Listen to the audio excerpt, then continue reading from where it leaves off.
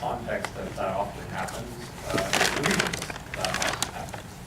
In the context of enterprises starting the process of slow spiral towards death is often the result of massive success. And this is a massively successful enterprise, MBA education. In 1907, MBA education had exactly 0% market share of graduate education in America.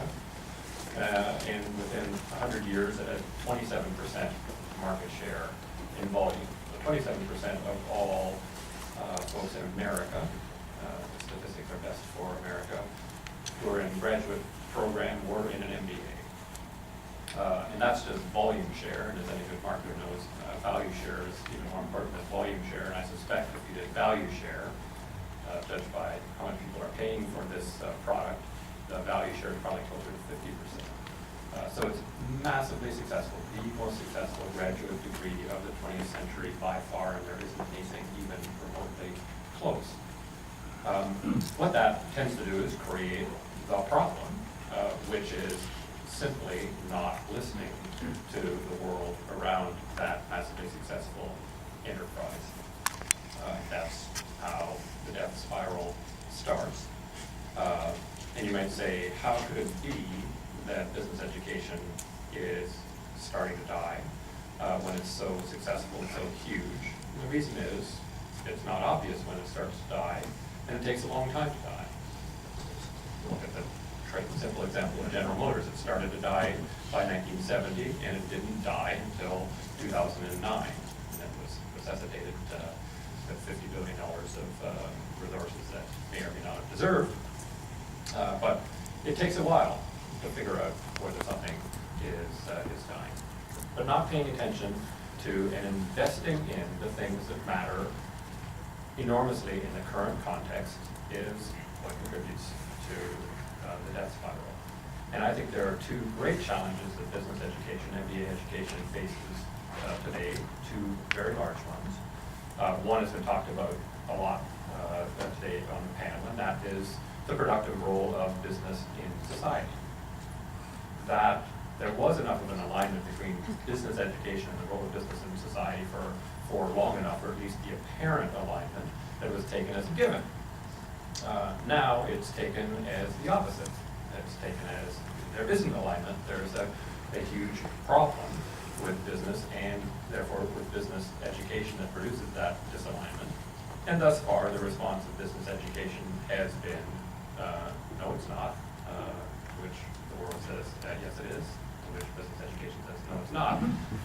And that isn't a massive investment. The second challenge, I think, is that it's become totally obvious, although it has been obvious for a long time, and all we had to do is listen to Peter Drucker, who basically for the bulk of a century said a whole bunch of correct things that people at the time thought were crazy, but only after the fact decided he was right again. Who said there are no marketing problems, there are no accounting problems, there are no tax problems, there are only business problems.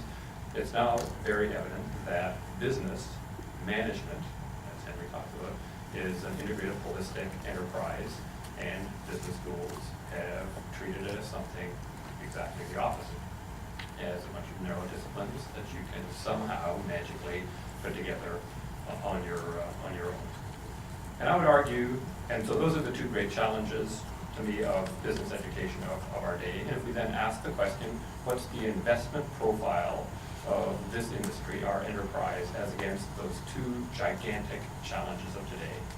And I would say if you took all the North American business schools and added up their entire budgets and asked how much is being spent on those two major challenges versus everything else.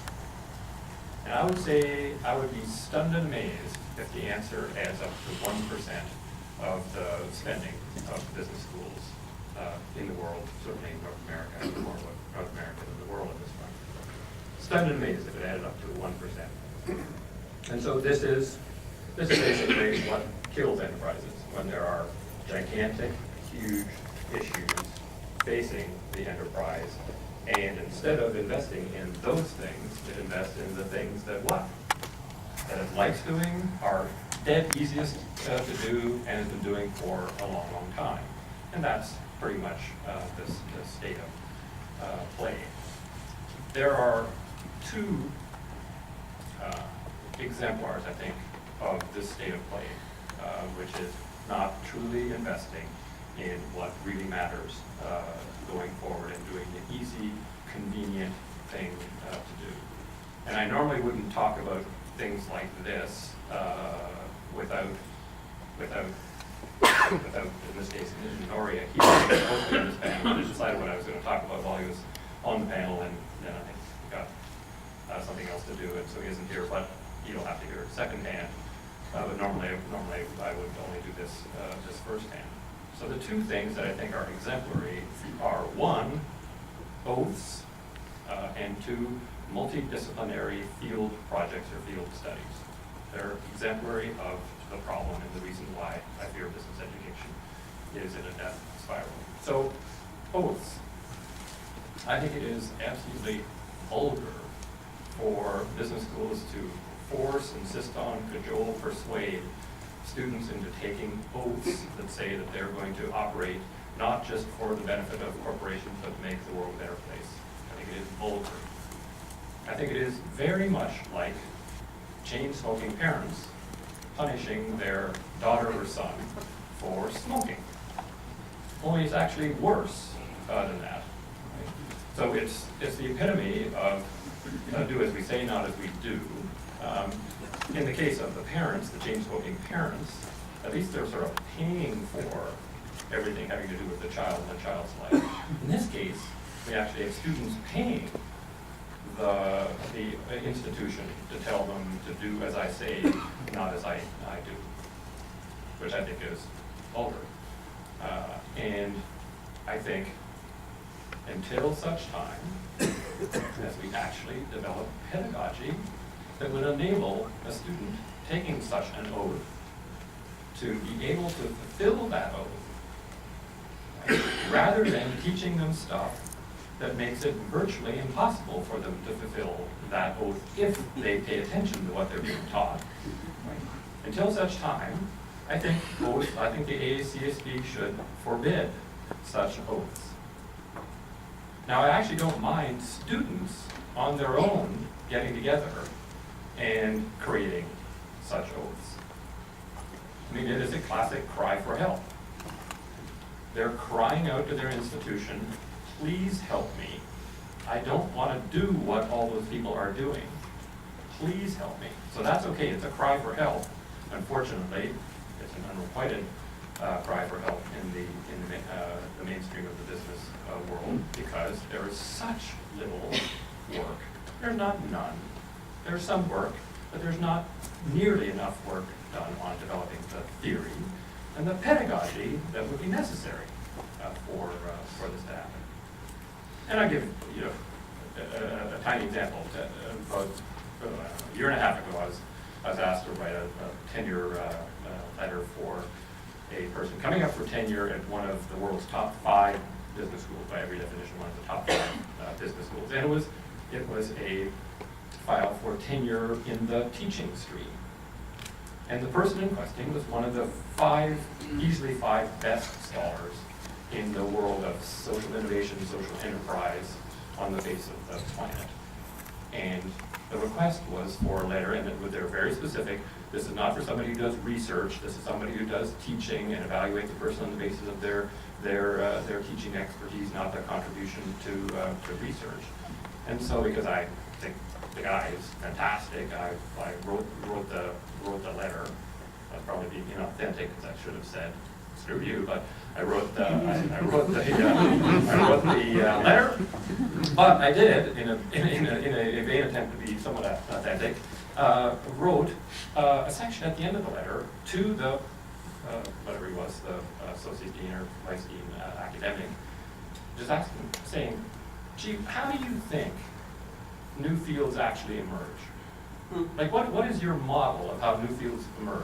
Evidently, new fields emerge sort of spontaneously, sort of immaculate conception or something, because you assume that because there aren't top-tier journals who are already publishing this stuff. This person has to be a teaching stream person and does irrelevant research. Just help me understand what's your theory of actually new stuff.